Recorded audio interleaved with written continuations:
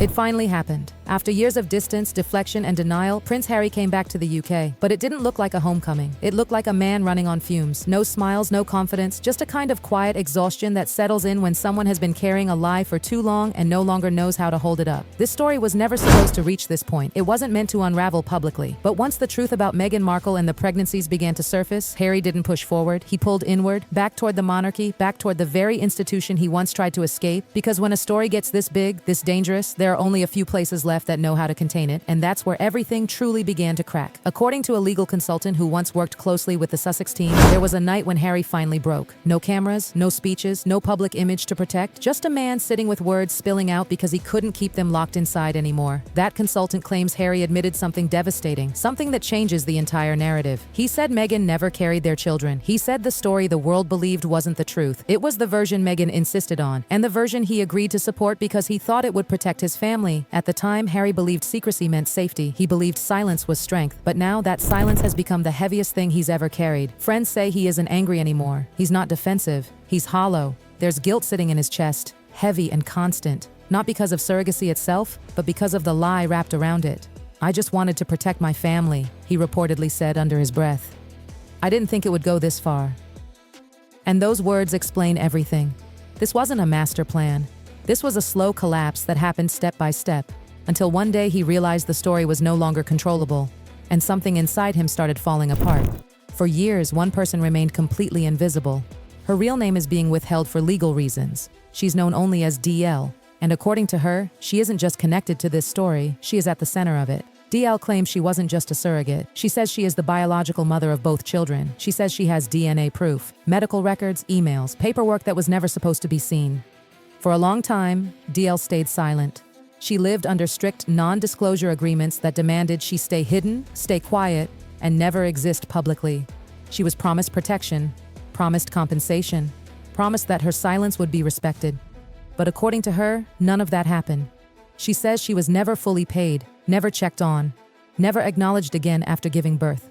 Instead, she was erased, as if she had never existed at all. No name, no role, no voice. She kept quiet because she believed the system would honor its word. But when that trust was broken, something inside her shifted. She decided she would not be erased twice.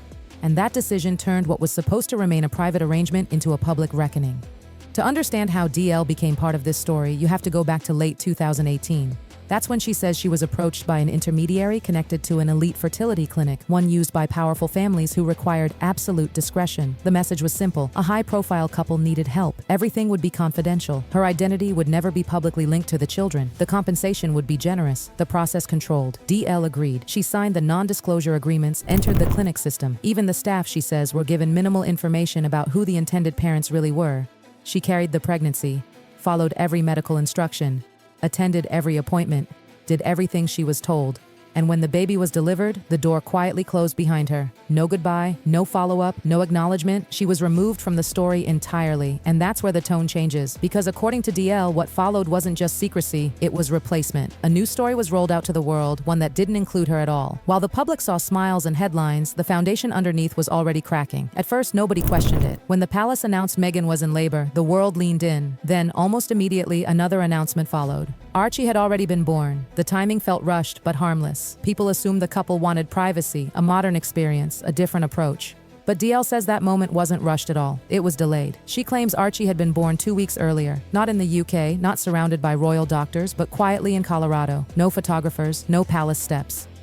Just a private delivery followed by silence. If that's true, then the moment Harry and Meghan presented their newborn wasn't an introduction. It was a reveal, carefully timed to fit a story that had already been written. DL says the timeline was deliberately adjusted. The labor announcement, the sudden birth notice, the absence of hospital footage, all of it designed to hide the real sequence of events. And once you look back with that possibility in mind, everything starts to feel off.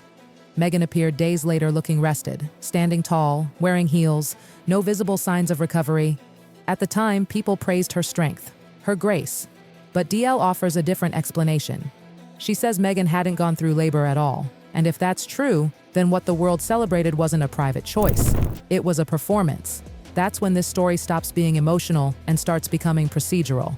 Because hiding a pregnancy doesn't just affect photographs, it affects paperwork. DL says her name doesn't appear on any medical document the public would ever see. Not discharge forms, not birth certificates, not official records, and she claims it was intentional. She says she was told directly, no trace of you can remain, not even a signature. If that instruction was followed, then the story wasn't just hidden, it was reconstructed. Months later, something else happened quietly. Archie's birth certificate was changed, Meghan's name was removed. The explanation offered was simple, a clerical adjustment. Most people accepted it, but placed next to DL's account, that change looks different. Not a correction, a containment.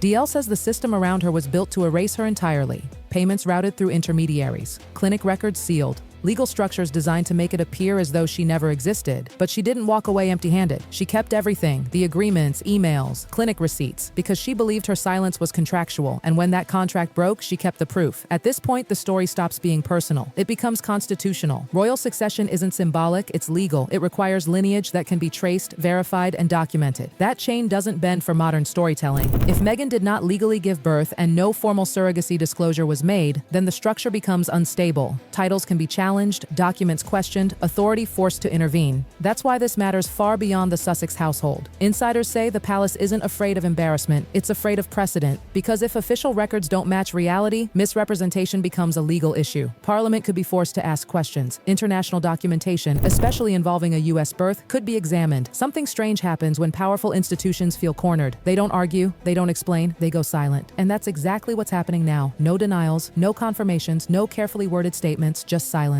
Tense silence. Behind closed doors, advisors are reportedly working late. Lawyers are combing through every detail, not looking for spin, but for risk. Because if DL steps forward with even part of what she claims to have, this won't be handled by PR teams, it will be handled by law. And law doesn't care about intentions, it cares about records. DL is preparing to speak. According to her team, she's ready with documents never meant to surface. Signed agreements, financial transfers, emails, clinic records, hospital billing statements, travel logs, photos, enough to trigger legal action across continents. And this isn't being framed as a leak, it's being prepared as a public reckoning. For Harry and Meghan, this is no longer a rumor, it's a countdown. Because once evidence enters the room, there is no rewriting the story. Evidence doesn't argue, it replaces. And while the public waits, confused by the silence, something far more unsettling is happening behind the scenes. Because when stories like this don't get denied quickly, it's usually not because there's nothing to deny, it's because every possible response makes things worse. And that's the position everyone involved now finds themselves in, trapped between truth and exposure, knowing that once the next move is made, there is no undo button. People close to the situation say Harry hasn't been sleeping, that every conversation feels heavier than the last. The return to the UK wasn't about nostalgia or reconciliation. It was about containment, about standing closer to the machinery of the monarchy because that's where damage control lives. Friends say he's quieter now, more withdrawn, like someone who knows the floor beneath him isn't solid anymore. The bravado is gone. What's left is a man replaying decisions he can't reverse, realizing that what he once thought was loyalty may end up being the very thing that destroys him.